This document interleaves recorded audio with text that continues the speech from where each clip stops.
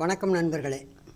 இன்றைக்கு மீண்டும் ஒரு முறை ஆடாதோடை மணப்பாகு தயாரிப்பதற்கான பொருட்கள் எடுக்கப்பட்டிருக்கிறது. இங்கே பார்த்தீங்களா, இது ஆடாதோடை இலை பூக்கதிர்கள், அதுபோல் தும்பை அதனுடைய பூக்கதிர்கள், கூடுதலாக பாருங்கள் வெற்றிலை, கற்பூர வெற்றிலை என்று சொல்வார்கள். இது வெற்றிலை, துளசி, தூதுவேளை, ஓமவள்ளி, கற்பூரவள்ளி என்று சொல்லுவார்கள். இங்கே பாருங்கள், இதுதான் அதனுடைய இது ஓமவள்ளி, கற்பூரவள்ளி என்று சொல்லக்கூடிய மூலிகை. அடுத்து மொசுக்கை இரு குரங்கின் கை என்று சொல்லுவார்கள். அடுத்து சுக்கு, மிளகு, திப்பிலி, ஏலம், கிராம்பு, அதிமதுரம், சித்தரத்தை, அக்ராக்காரம் என்று சொல்லுவார்கள். அடுத்து தாளிச்ச பத்திரி. இவைகள் அனைத்தையும் சேர்த்து தயாரிக்கக்கூடிய ஒரு சிறப்பு, காப் சிறப்பு என்று சொல்லுவார்களே, இருமலுக்கான டானிக், அது இப்பொழுது நாம் தயாரிக்க போகிறோம்.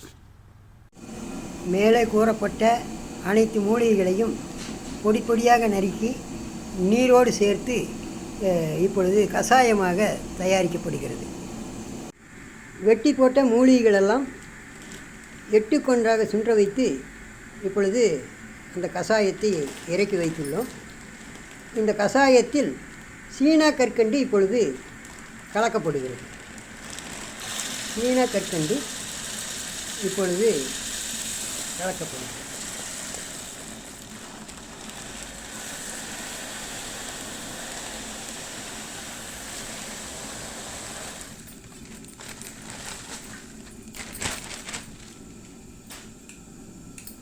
பார்த்தீங்களா, இப்போ சீனா கற்கண்டு கலக்கப்பட்டுருச்சு.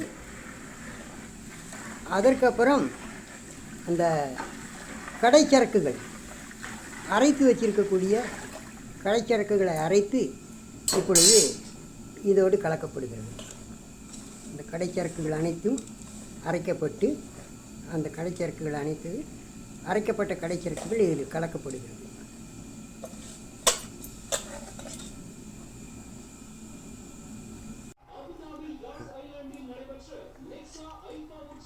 இப்போ பாருங்கள், தேன் விடுது. தேன் 2 பாட்டிலு தேன், ஒரிஜினல் தேன் பாருங்கள் விடுறோம்.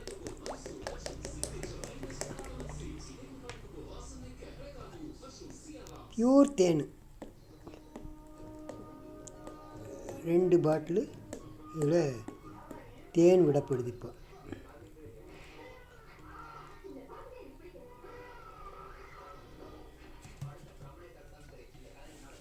இப்போ மணப்பாகு தயாராகிருச்சு. இந்த மணப்பாகை காலை மாலை 2 வேளையும் அல்லது 3 வேளையோ ஒரு 25 மில்லி 30 மில்லி அளவுக்கு வெந்நீரில் இளம் சூட்டில் இந்த மணப்பாகு 2 ஸ்பூன் விட்டு சாப்பிட்டு வந்தோம்னா இருமல், சாதாரண இருமலிருந்து, சளி இருமலிருந்து எல்லா வகையான இருமல்களையும் போக்கக்கூடிய அற்புதமான ஆற்றல் வாய்ந்தது. அது மட்டுமல்ல, மூச்சு பாதையில் ஏற்படுகின்ற கோளாறுகள், மூச்சு திணறல், மூச்சு பாதையில் ஏற்படுகிற கோளாறு, அதே மாதிரி நுரையீரலில் சளி கட்டி இருக்கிறது, நெஞ்சு சளி கட்டி இருக்கிறது, இந்த மாதிரி இருக்கக்கூடிய அனைத்து கப நோய்களையும் போக்கக்கூடியது, சளி இருமல்களை போக்கக்கூடியது.